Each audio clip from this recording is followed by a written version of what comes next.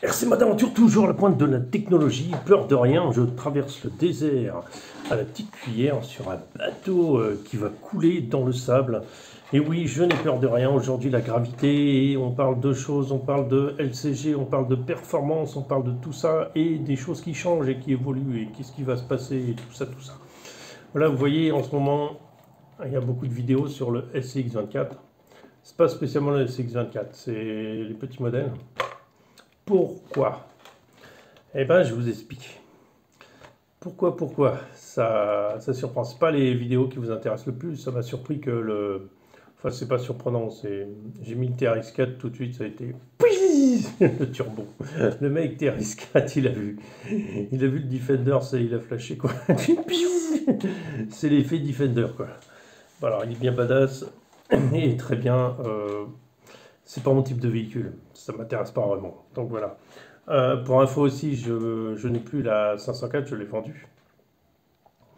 Voilà, parce que je me suis aperçu que je faisais expédition tous les mois et que j'avais pas envie personnellement d'avoir un véhicule qui commençait à avoir un peu de kilomètres et qui était là. Voilà, ça me sert à rien. Donc c'est pour faire tous les mois, bah, ce sera le LCG, puis voilà, ça ne changera pas grand-chose. Voilà, mais enfin bon, c'est pas pour dire que du mal, mais bon, le TRS4 m'a jamais passionné. Le sport était bien. Il était bien pour ce que je lui demandais. Il était très très bien, j'ai rien à dire. Mais c'était pas plus que ça, quoi. Voilà, c'était du Volkswagen, du VRC. C'est du tout venant. Voilà, mais qui marche bien, hein, attention. Pourquoi il y a du SX24 sur ma chaîne depuis un certain temps? Parce que je viens de comprendre comment on se sert d'un SX24. Alors vous allez me dire, bah non, parce que ça fait longtemps que j'essaye de mettre des expéditions, voire comment on appelle ça, des sorties techniques avec du SX24. Ben, ceux qui viennent du 1/10e, ils s'en sortent pas. Et je crois que c'est ça le problème. Ils s'en sortent pas parce qu'ils n'ont pas compris comment ça s'utilisait.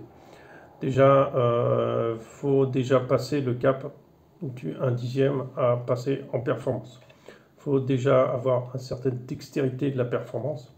Et après, tu passes sur plus petit.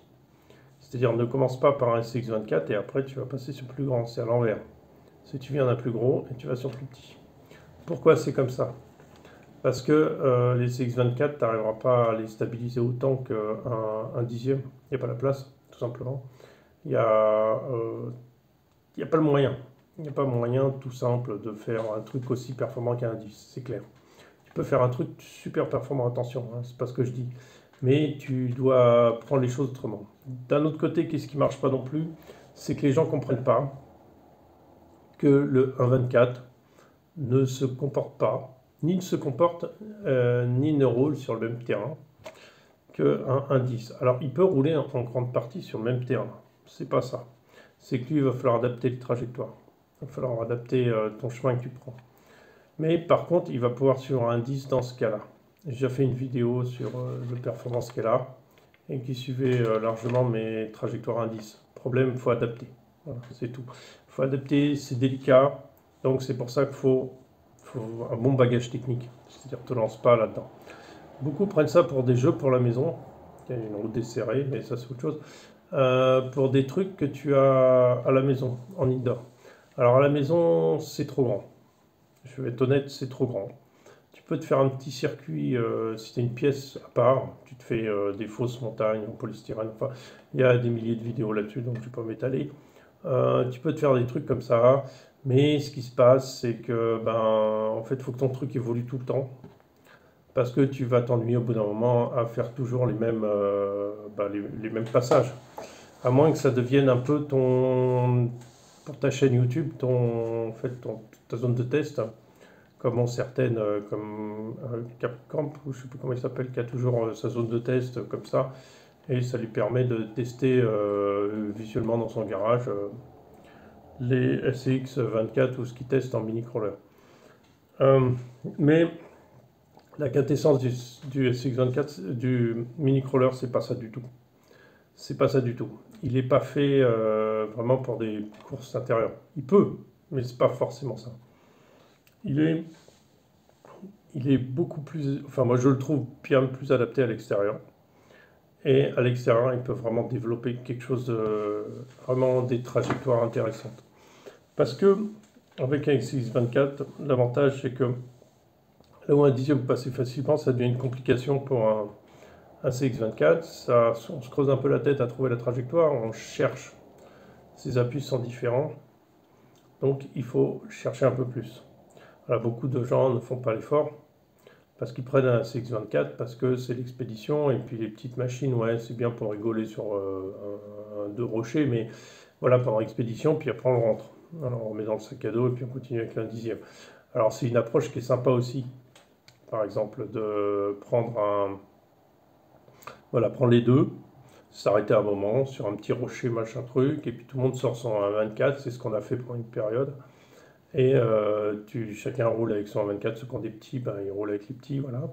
On s'arrête une demi-heure, voilà, à jouer avec les petits, enfin, ouais, prendre une batterie, quoi, une demi-heure, 45 minutes. Et après, on repart, voilà. Et on a bien déliré avec les petits.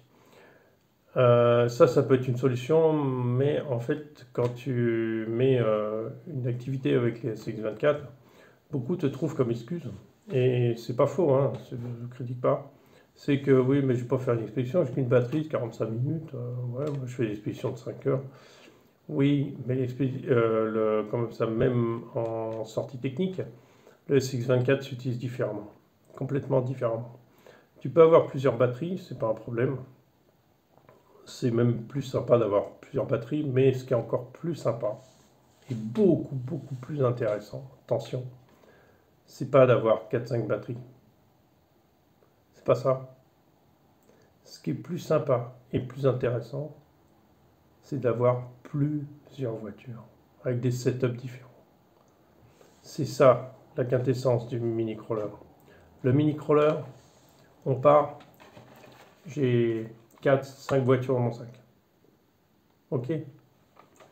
J'en ai une qui va me servir à plus ou moins, bah c'est le VPL en fait. C'est le VPL qui va me servir à faire la partie expédition, qui va arriver là-bas.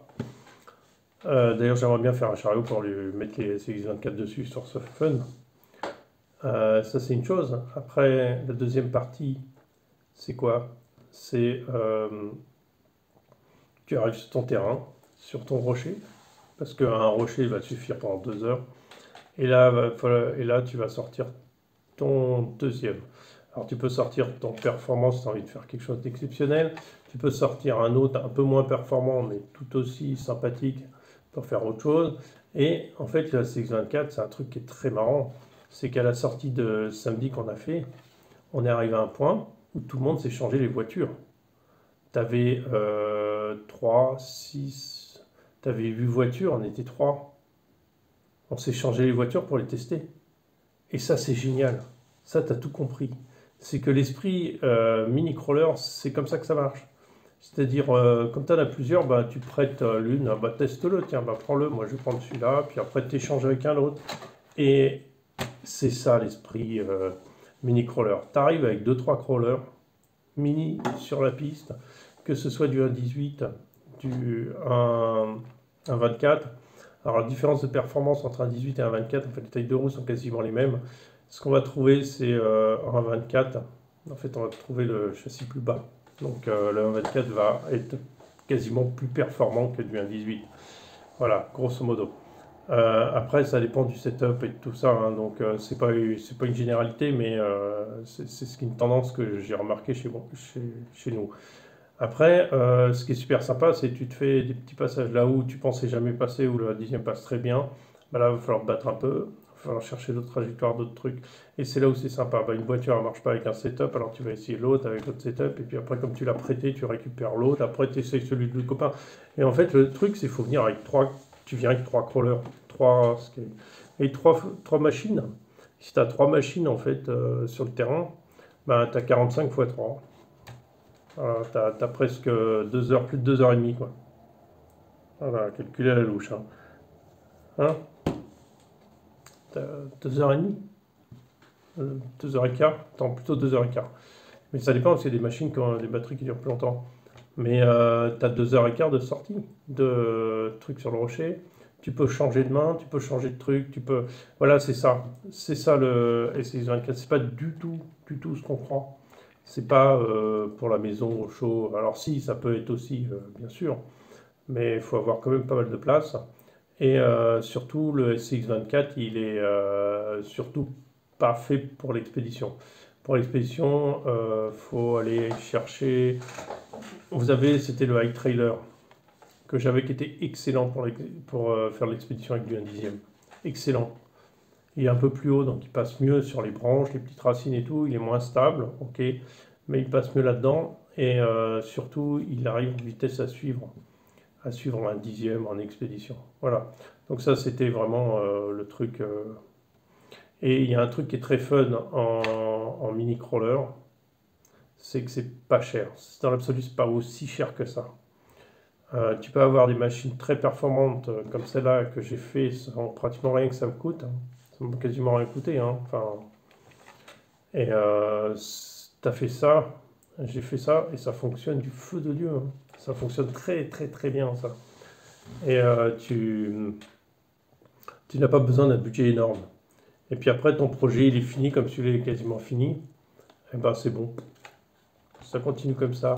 Alors je pense que je vais peut-être ouvrir un groupe sur Facebook pour ce genre d'initiative, quoi. Un peu motiver les gens à avoir ce genre de trucs, comprendre comment fonctionne le SCX24, le partager et surtout des bidouilles, enfin des bricolages pour améliorer les choses et aller plus vite. Sur ma chaîne, il y a un prochain unboxing qui arrive le 1er septembre. Le 1er septembre, n'importe quoi. 1er novembre, ça va être aussi une petite machine. Une petite machine qui m'a tué. Qui m'a tué. Vous allez comprendre rapidement. C'est une petite machine encore. Et je pense qu'on n'a pas fini avec les petites machines parce que je suis de plus en plus convaincu que c'est une meilleure façon de faire. Ça permet de faire des trucs plus petits, plus courts, de les faire à côté de chez soi, de trouver des nouvelles difficultés facilement et de s'éclater. Là, c'est tellement devenu bien que là, on est 4-5 et j'aide un jeune à préparer son véhicule ici. C'est un franco-tchèque. Et il vient et on a un rendez-vous en fait tous les samedis de 9 à midi, sauf ce samedi-là parce qu'on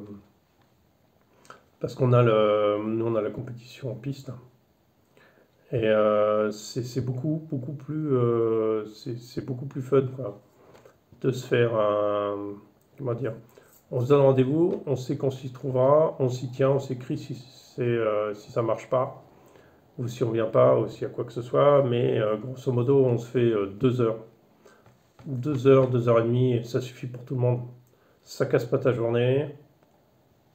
C'est chouette, il n'y a pas trop de monde sur les rochers, donc super.